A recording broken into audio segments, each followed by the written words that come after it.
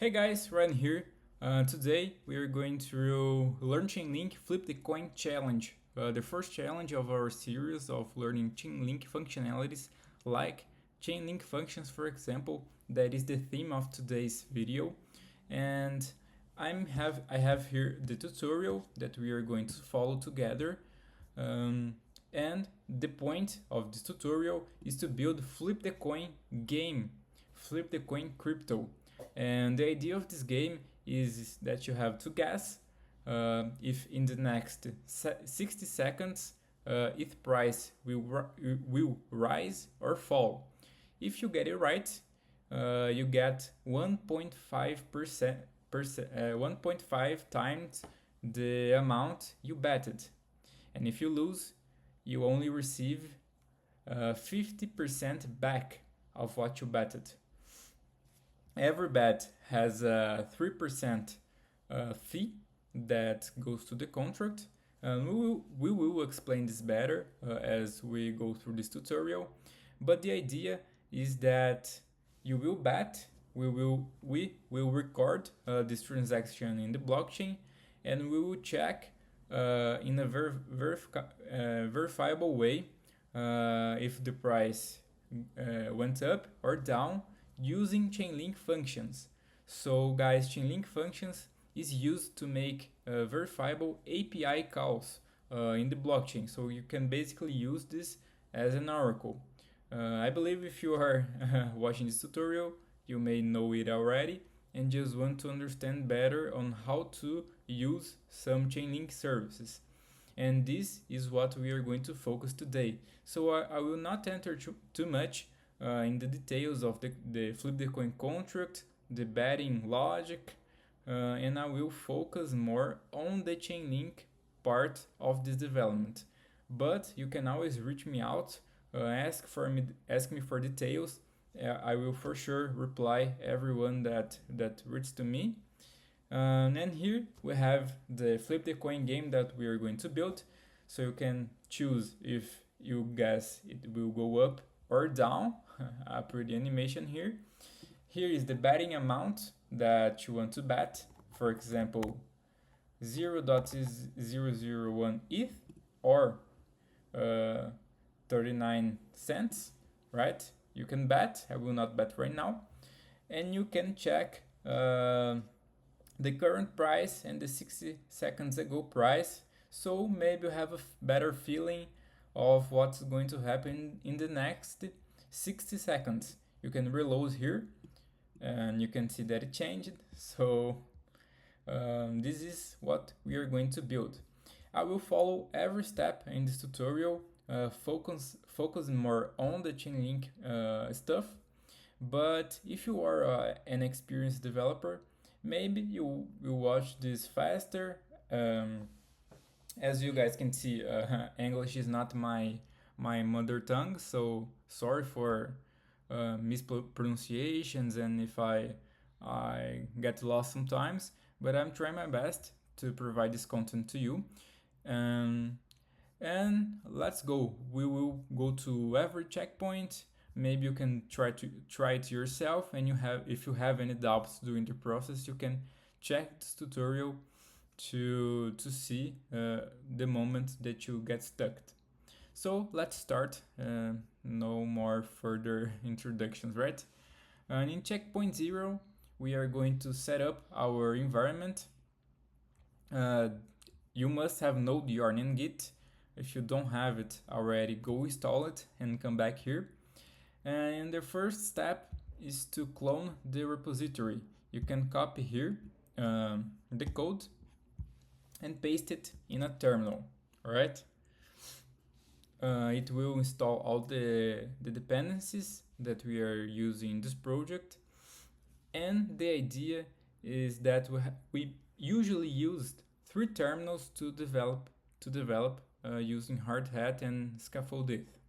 One to run the blockchain, a local blockchain provided by hard hat. We use yarn chain. Other to run our next front end, yarn start. And the third terminal is our main terminal where we are going to to give our comments.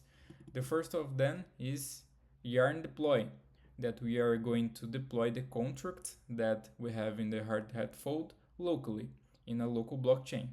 But this is important because a lot of scaffold components use this. So you can, for example, use the functions in your contract in some components of the front end. And when you run yarn deploy, you generate ABIs and all of that good stuff of your contract in your scaffolded repository, right? So here we already have our blockchain running. So in other terminal, let me go here to developer, in the right folder, yarn start for the front end, and in other terminal, yarn deploy for the ABIs and all that good stuff. You can see here that it went well. Code dot to open our VS Code. And here I will also use I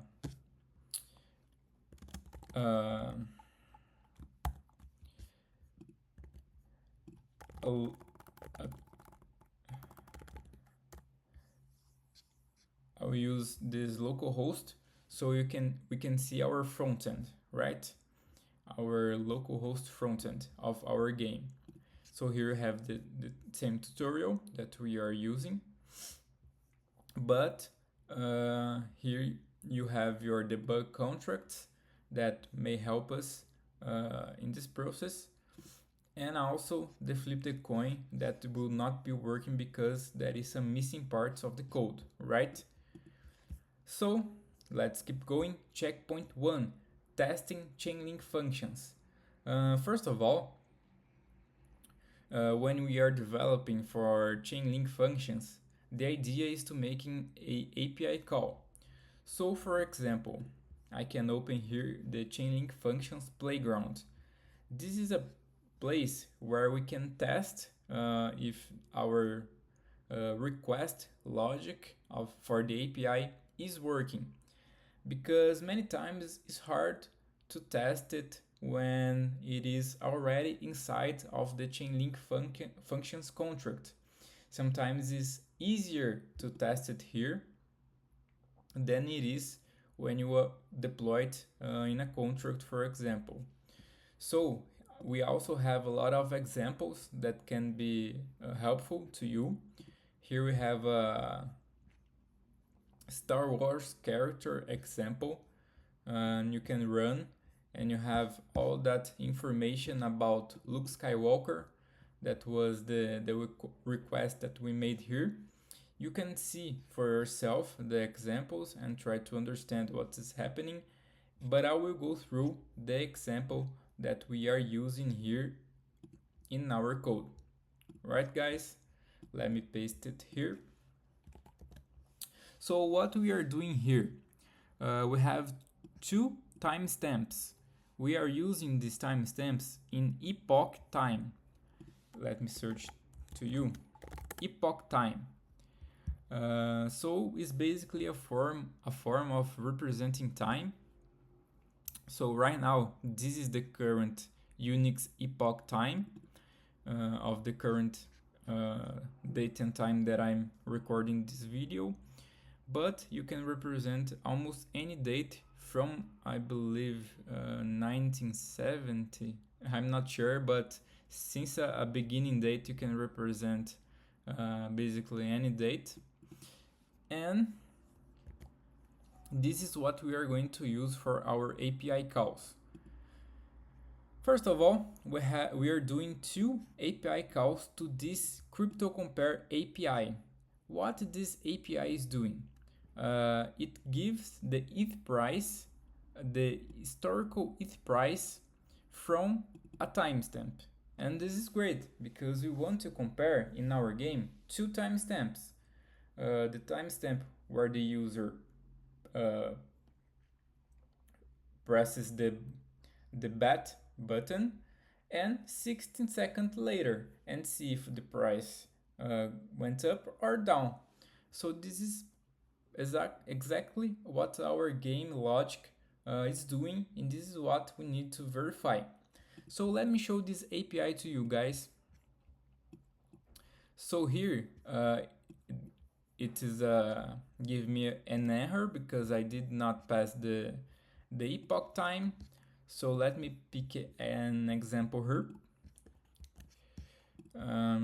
We have to append in the final portion of the API call, and here you can see it gives me the price, a lower price than it is right now because it's an older timestamp. But this is how it works. So we have the price for a timestamp. A pretty simple API call, right guys? And as I said, we are doing two of them.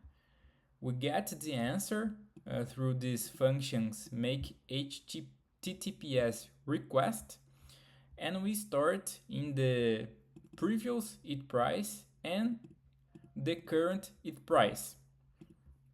We console.log, sorry guys, I said half Portuguese and half English, but it's okay.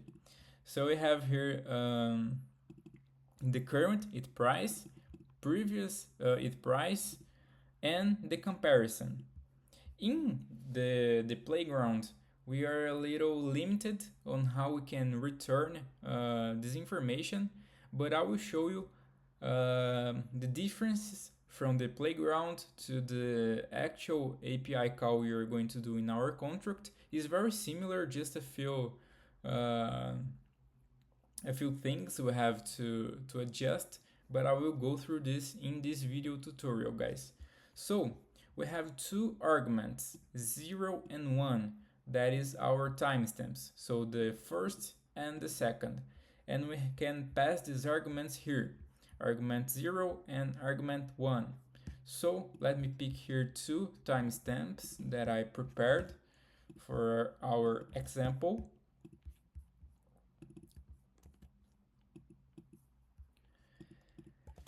And you can run your code. So what happened? The ETH price was the same for the 60 seconds because we have a few limitations with this API that we are using. It's a free API. You don't have to pay. You don't have to get an key. I choose this because it was the easiest one for this tutorial, but we have this this challenge because sometimes as 60 seconds is too much of a short period, we don't have difference between the price in this API. This API may update every 5 minutes, for example. But 5 minutes is a long time for us to wait in the front end for our game, right guys? So sometimes it will appear as the same, sometimes it will change. But we can understand this as if it was not changing at all. Right, guys? But let me put a higher timestamp here so we can see a difference. So here the price went up, and you can see that the comparison returns true. So we can use int, for example, 1 means true, right guys? So you can see that the price went up and it returned true our comparison. So this is the idea that we are going to use here in our code. I hope you understand it. If you have any doubt, let me know. Let me show you how this is set up in our contract right now, because we have a few differences. In our contract, you can check out this portion of code in packages, hard hat, scripts, and our request here. You can see the first difference. We are importing ethers because we want to return more than one information. You can see here at the code, we only returned 0 or 1. but we want to return more informations. And for this, we have to use this logic. We have to encode our response because the way Chainlink functions is set up, we can only return one value. And with this logic, we can return more than one response, more than one value, by encoding them in this way using ethers. So we are encoding here a boolean and two uints, right, guys? Um, so the first value is if the price went up or down, and the two timestamps that we are dealing with. This is the same code as we were using in the Chainlink functions playground, and this is what we are returning, the byte of this encoded portion of code. Right, guys? So this is the request we are making, and this is the code adapt to our contract. Checkpoint 2, building the Oracle contract. Here I let you guys to see the fulfill request. That is one of the most important functions that we usually have to put our fingers at. So we have to play a little with this fulfill request, as the other parts of the contract usually is the same for almost every simple Chainlink functions contract. So you can reuse pretty much all of the code, and usually you just have to change some things in the fulfill request. Right, guys? So let me show you here what we are dealing with. This is our ETH Oracle contract. I will go through some parts of it because it's a long contract with a lot of stuff. You have the documentation of Chainlink functions if you have a more specific doubt. Here, the idea is to give a broad and simple overview for the ones that are new to Chainlink functions. So, first of all, we have a pretty important function here that is send request.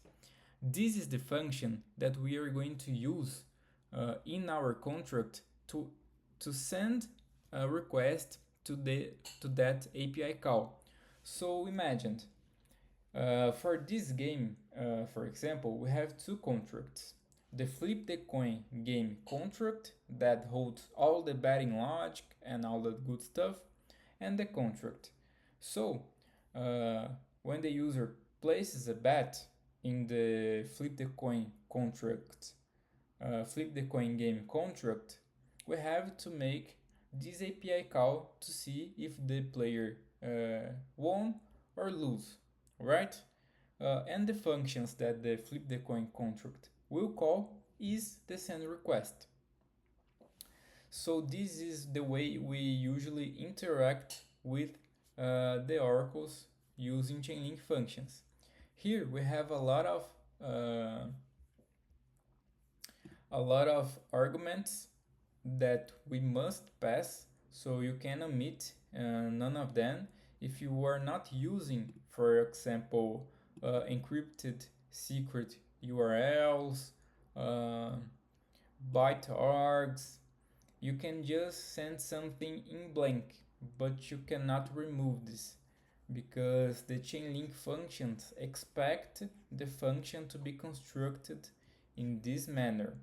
So usually for simple API calls like this one, we only use args, that in our case is the timestamps, the subscription ID, gas limit, and DOM ID.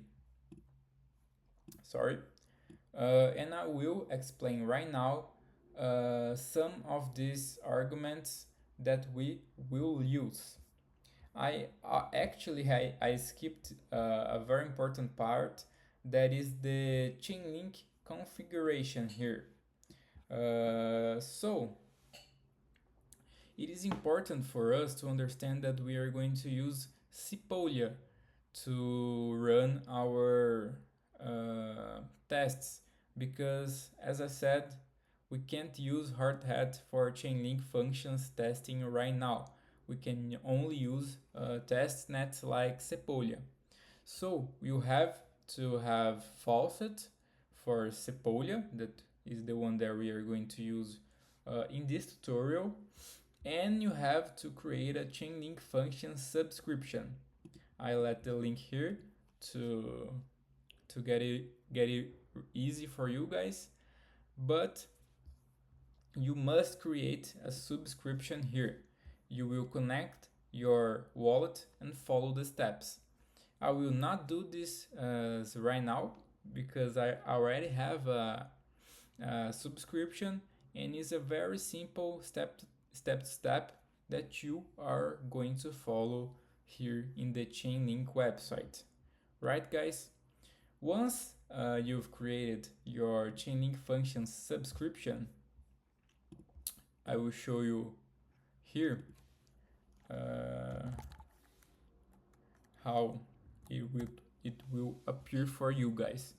This is an example of a subscription of mine, and here you have like a manager for your Chainlink functions subscription.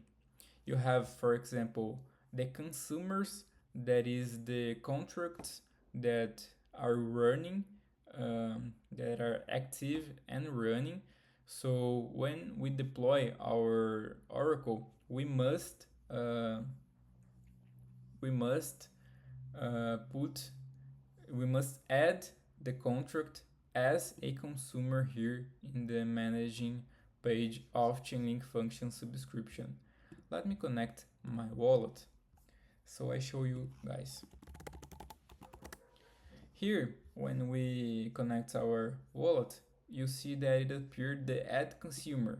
It's pretty simple. You will put the address of the contract here and add it to your list. And this way, your Oracle is possible to run using the Chainlink functions structure. Right, guys? So this is what I wanted to show you. You must have Sepolia faucet and link faucet. That is this one here. To get this, I also let the link here for you. So Chainlink faucet service. When you request, you can request link and ETH. So you will be all set up, right? Once you get link, you must add some to your subscription. So you go in actions and fund subscription, the amount you want to fund, for example 10 links, and you hit confirm and follow the steps. I will not do this as I already have some balance here, right? So let's go a little bit further in our explanation of this tutorial. And as I was told you guys, this is one of the arguments, subscription ID. So you can check out here your subscription ID. This is mine. You cannot use it because you would have to add the consumer here, so it's no problem that you are seeing this number, right? The gas limit, a pretty common thing, right? And the DOM ID. This DOM ID, it may vary from the test net or the main net that you are using. So you can go here. You guys saw that I clicked in Ethereum Sepolia, and we have some parameters here like DOM ID. You have the values, the functions router, and the address of the link token. This is two important parameters that we are going to use to deploy our contract. You guys are going to see. It's a fixed number that you will have to pick here, and it varies from testnet to testnet. The arguments is for example, the timestamps, and these ones we will not worry about them right now as we are not going to use in our tutorial. And finally, fulfill request. So when the external contract, like for example flip the coin game contract, makes a request here for our ETH oracle, the first function that is going to be run is send request. And send request will call the API like we did in the playground, and after that we have this fulfill request, that is where the Chainlink services that are running in the Chainlink infrastructure will return the data to the ETH Oracle contract, and we can use this data as we like. For example, setting some variables that, for example, here I have this price increased between timestamps. That is basically a mapping between two timestamps to see if the price went up or down between these two timestamps.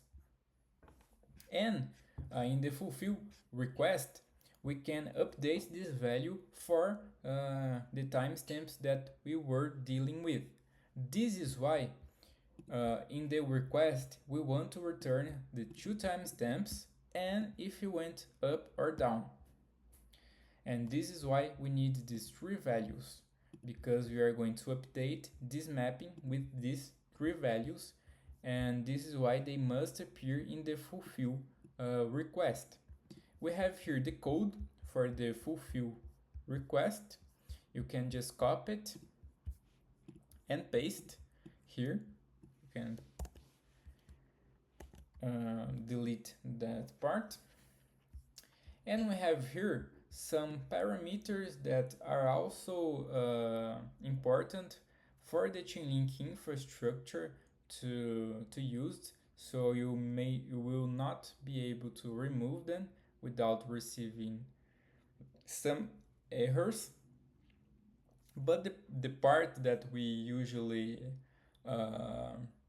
alter is this portion of code. This is the portion of code that we wrote to deal with the request that we made. So here we are receiving the data. So here we encode it, and here we are decoding the response, right? So price increased, previous timestamp and current timestamp, and we are decoding our response.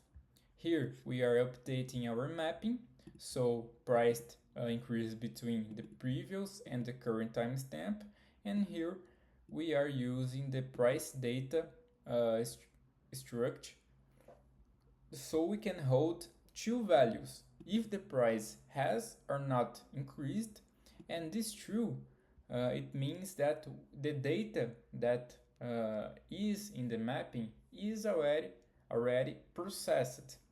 Because if we hit this mapping, we may receive true or false as a response, but maybe our fulfill request function did not run yet.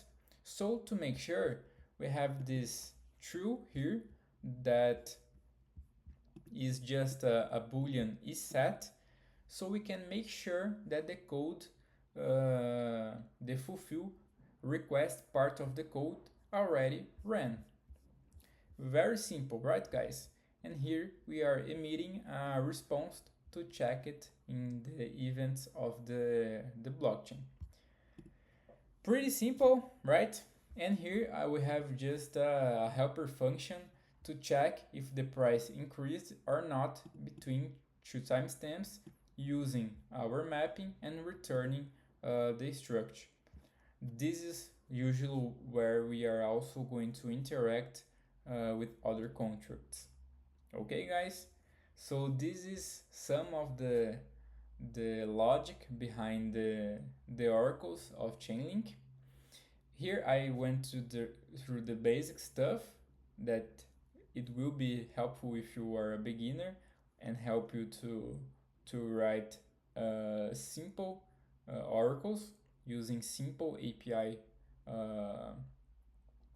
routes, okay? And the rest of the code is pretty much always the same. You have this code in the Chainlink functions documentation, and you have here, right? The send request, you never will change it. This is also some portion of code that is always the same, for at least for simple API calls, as I said. And this is basically our contract, okay, for the Oracle. Going a little further in our tutorial, we must deploy the contract in the testnet. As I said, if you want to interact with this Oracle, you will have to use Sepolia. And I will teach you how to do this using Scaffoldit right now. The first step is to generate a deployer account. So, pretty simple, yarn generate. This is an account that you are going to use to deploy your contracts to the blockchain. So, if you send funds to this address, you will lose it, okay? So don't go sending all your ETH to this address. Here you can copy it, and I will send some ETH to it so we can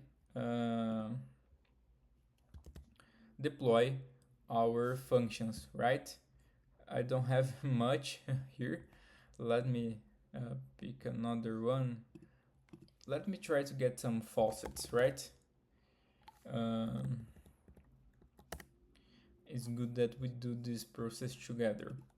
Here we are going to use this link. You also have it in the checkpoints, and you can check that you are not a robot if you are not one.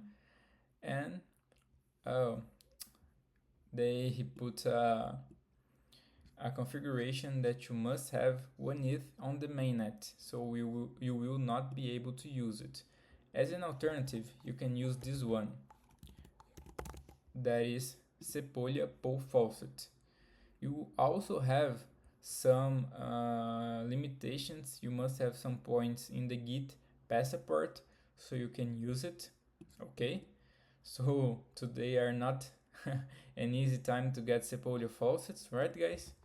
But I have some here in my other account. That is no problem that I show you. So let's send it.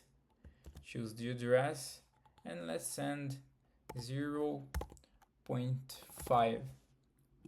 Okay.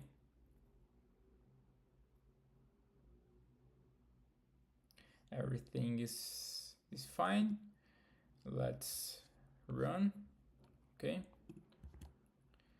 And let's check here if already went to our account. We can use Yarn account to check the amount we have in various testnet, and you can see that already appeared here our faucet for Sepolia. Let me stop it, clear this. So now we will probably be able to deploy our contracts to testnet, right? We can run this command saying that we want to deploy in Sepolia, at Sepolia, right guys? And we will have to wait a few seconds. Oh, it will actually go pretty fast. All right, I see what happened here. Because we have a deploy contract script, and we have to uncomment the part that is deploying the oracle, right? It is good that I show you here how we are doing this. Um, we are uh, using some arguments like the router and the request JavaScript, that is this one right here. This is the argument that we are going to pass to the for deploying the Oracle. Um, with the address of the Oracle, we will be able to deploy the flip the coin contract that we need to use the Oracle and the subscription ID. So basically, this is the idea. Let's deploy it again. This time with the two contracts. It went pretty fast. And here we have the addresses of Oracle and flip the coin. So as I told you, we need to add this as a consumer here in our Chainlink functions. And now I'll show you how to do this. Let's add the consumer. It is already added for some reason.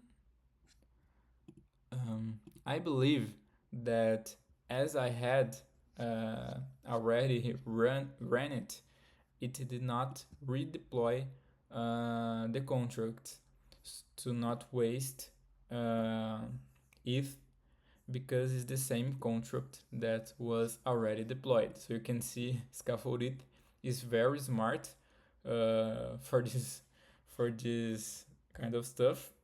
And I already have this here, right guys? So I will not be adding again, but it's pretty simple. You just click add, click next, and wait, right? So pretty good.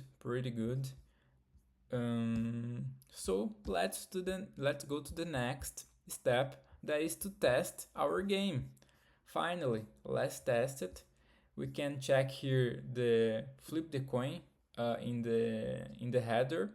And guys, let's test our flip the coin game, right?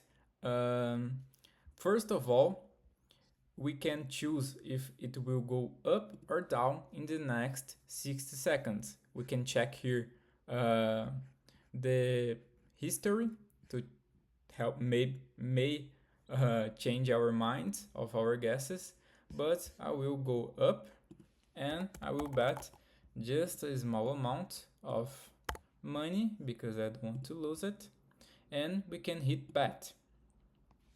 Here we are on localhost, right? We can confirm. And what is cool about this, we can check here our Chainlink functions and see that the request is running in our subscription manager. So here we can check if our requests to the API are working or not. And this is cool about this. And you guys remember about that ESET boolean that I talked about earlier. This is the reason that we have this, because you can check here that pending requests may become stale after 5 minutes. So sometimes the request can take up to 5 minutes to run. This is a very huge amount of time, and sometimes we are not sure if it will take 40 seconds, 1 minute, 1.5 minutes. Sometimes it depends on the API that you are using and the amount of people that are trying to use in the same time. A lot of stuff can vary. So we cannot be sure. This is why we have that boolean, because when this finishes running, that boolean ESET turns true, and we can be sure that it run. If that boolean, if this 60 seconds finishes, but the boolean ESET is not true, this resolve bet button will not appear. It will appear, but it will be gray. I will show you guys. But right now, let's resolve the bet. We can check here that uh, to sign the transaction to resolve the bet. This is where we are going to check that did the price increase and check if it increased or did not increase, and resolve the bet or understand it if I win or if I lose. This is that logic that is running right now. I encourage you guys to check the Flip the Coin game contract to understand better the logic. As I told you, I will not be covering this right now. And here we have, sorry, you lost the bet. Better luck next time. Maybe I have a better luck next time. Here you can reload this. Every 60 seconds it may change. And this is the game we built using Chainlink functions and scaffolded. I hope you guys understand it. I hope it helped you. And if you have any doubts, you can reach me here on YouTube or Build Guilds or any other place that you like. And this is it, guys. Thanks for your attention.